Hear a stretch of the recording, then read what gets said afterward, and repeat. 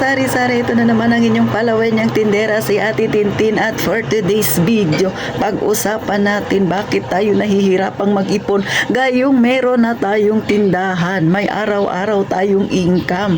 Ikaw sisi, nakagaya ni Ate Tintin na may tindahan din, bakit ba ganyan ang iyong iniisip?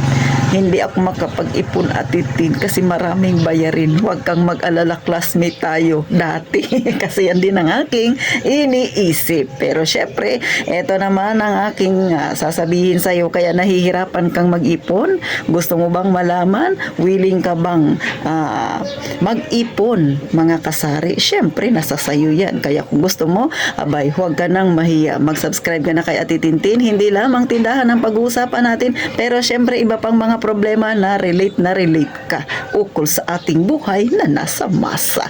Ano pang inaantay mo? Libre naman yan. Pindutin mo na ang subscribe button na yan, please lang.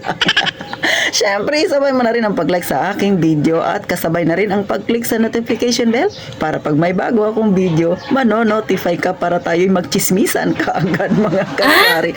At kung hindi ka busy, please lang pakishare naman ang video na ito. Ano pang inaantay mo? Umpisahan na natin ang real talk, masaya at mainit-init nating chismis. Magandang araw, mga kasari-sari. Sa bago pa lang sa aking channel, ito ang inyong palawenyang tindera, si Ate Tintin. At for today's video, pag-usapan natin tayong mga may tindahan, bakit ba nahihirapan tayong mag-ipon gayong araw-araw na ba na tayo may income, mga kasari. So, hindi ko excuse yung sarili ko, no, kay parehas tayo dati, ganun din ako, nahirapan ako mag-ipon. Pero syempre, i-share ko sa inyo ang idea bakit nahirapan tayong mag-ipon. Baka isa ka sa may ganitong pananaw. Number 1, bakit ba mahirap mag-ipon? Syempre, yung pananaw natin bilang isang tao na gusto sanang mag-ipon pero hindi makapag-ipon-ipon. Kasi nga yung pananaw mo negatibo ka agad, sisi, no?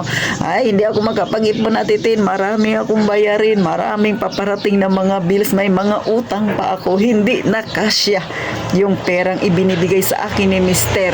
Kahit na meron akong sideline na tindahan, negative pa rin. Ay, negative na kasi, mga kasari. Dapat tingnan mo sa maayos, no? Tingnan mo sa positibong pananaw. Kasi pag nilagay mo sa isip mo negative, negative na talaga. Hindi ka na makakapag-isip ng diskarte, ng pamamaraan kung paano mo umpisahan ng pag-iipon. No? Kasi may kilala ako na ganyan, may edad na siya. Oh, syempre, mas matanda siya sa akin, nasa 50 plus na siya. Pag sinasabihan ko na ba't di ka nakakapag-ipon, dapat sa edad mo na yan, nag-iipon ka na kasi malapit ka na mag-senior citizen. So, kailangan mo ng ipon dahil nga medyo nagkakaedad na, humihina na. Ang sagot niya sa akin, kulang nga, wala nga akong maipon. So, kailan ka mag-iipon? Pag hindi mo na kaya, ay mas lalong negative na yun, mga kasari. Kaya, sa mga kagaya kong may tindahan, no, ini-encourage ko kayo, mag-ipon, palima-lima, pasampu-sampu, mag-alkansya, mga kasari. Kaya, ngayon pa lang, baguhin mo na yung pananaw mong negatibo. Gawin mong positibo. Pamamaraan ang hanapin mo, mga kasari, no? Hindi yung negatibong naiisip mo. O number 2, bakit ka nahihirapan pag mag-ipon? Syempre, marami kang dahilan. Ay, Ate Tintin, malaki yung bayarin kong kuryente, malaki yung tubig. Yun na nga, panay ka. Dahilan, kaya hindi ka makakapag-ipon, mga kasari. At tapos matakaw ka pa magmerienda. Okay lang sana magmerienda, pero pag nagmerienda ka, ang daming tapon. O, mga kasari, ulit, hindi ko minamasama ang magmerienda, pero yung sobrang kain ay masama rin yan sa katawan natin. Nagdudulot rin yan ng pagkakasakit. Kaya ngayon pa lang, i-minimize mo. Imbis ipang merienda mo, abay, magbawas ka, ihulog mo sa alkansya mo. O baka may magsabi, Ate Tin, pag nag-alkansya ako, nagkakasakit ako. Nako, naniniwala ka pa ba hanggang ngayon sa kasabihan na yan, mga kasari? Pero syempre, kung paniniwala mo yan, bahala ka. Pero ito lang masasabi ko, no? Kailan ka mag-iipon? Yung hindi mo na kaya. Kailan mo maiisip na mahalaga ang pag-iipon, lalo na pag dumating ka sa kagipitan o wala kang mahugot, mangungutang ka? Paano kung wala kang pambayad? Ngayon pa nga lang, malakas ka, wala ka pang sakit, nahihirapan ka na nga mag-ipon, tapos may utang ka pa. Paano pa pag nagkasakit ka? Mas lalo hindi ka makakapagtrabaho o mas lalo na malulubog ka sa utang sisi. Pag-isipan mo yung sinasabi ni Ate Tintin, ha? Number 3 na dahilan bakit nahihirapan kang mag-ipon. Marami kang excuse. Sa sunod na lang ako mag-iipon, Ate Tin, pagka malaki na yung aking kinikita. Sa sunod na lang ako mag-iipon, Ate Tin, pagka medyo maganda-ganda na ang pakiramdam po sa paghawak ko ng pera. Ay kailan yun? Hindi yan gaganda, mga kasari, no? At syempre, sabihin na natin, lumaki man ang sweldo mo kung ikaw ay naghahanap buhay, tumataas din ang bilihin. So patas-patas yan, mga kasari. So kailan yun? Kailan ka mag-uumpisa? Pag 70 years old ka na, wala na.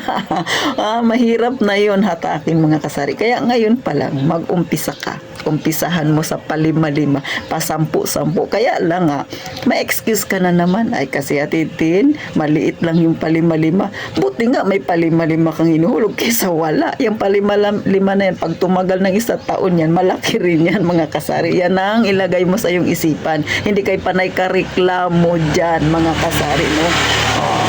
Ulit, kung may pananaw kayo, pananaw nyo yan. Pero syempre, let me hear, mga kasari, yung aking sinasabi. Nasa sa inyo yan, no? Sa akin naman, ipinapakita ko lang sa inyo yung totoong buhay nating mga nasa masa. Sa totoo lang, mga kasari, no, ang pinakamahirap talagang kalaban kapag ikaw ay nag-iipon, yung mismong sarili natin. Kasi marami tayong excuse. Yung mga sinasabi ko na yan, yung pananaw mo, iyo yan.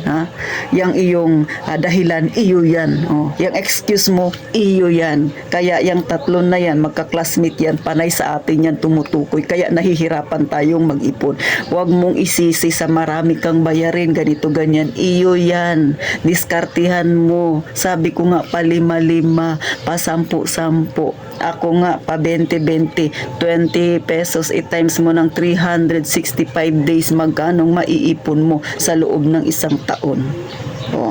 Meron ka pa bang excuse? Nasa sayo na yan, mga kasari. Eto, sinasabi ko na pag-iipon, mga kasari. Ito na yung pinaka madali natin dapat gawin, yung pabarya-barya. Payo lang ito ni Ate Tintin, lalo na sa mga may tindahan kagaya ko. Alam ko, kagaya ninyo, ay ako nahirapan din ako. Pero hindi ko iniisip yung hirap. Ang iniisip ko yung pamamaraan, paano ako makapag-ipon. Kagaya ng iba dyan, si Ate Tintin, itong tindahan lang din ang inaasahan ko. May bayarin din ako tubig, ilaw, wifi, syempre pagkain pa at kung ano-ano pa, mga kasari. Pero araw-araw sa aking pagtitinda, maliit man o malaki yung aking tinatanggap na biyaya, ay meron tayong itinatabing pang-ipon para sa atin din yun, mga kasari.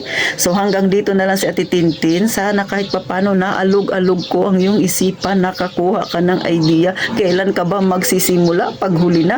Ngayon na, mga kasari, na malakas pa tayo. So hanggang dito na lang si Ate Tintin dahil umiingay na ang aming kapitbahay. Huwag mong kalimutang mag-subscribe at gaya nga lang palagi kung sinasabi, mag-iingat tayong palagi, mga kasari.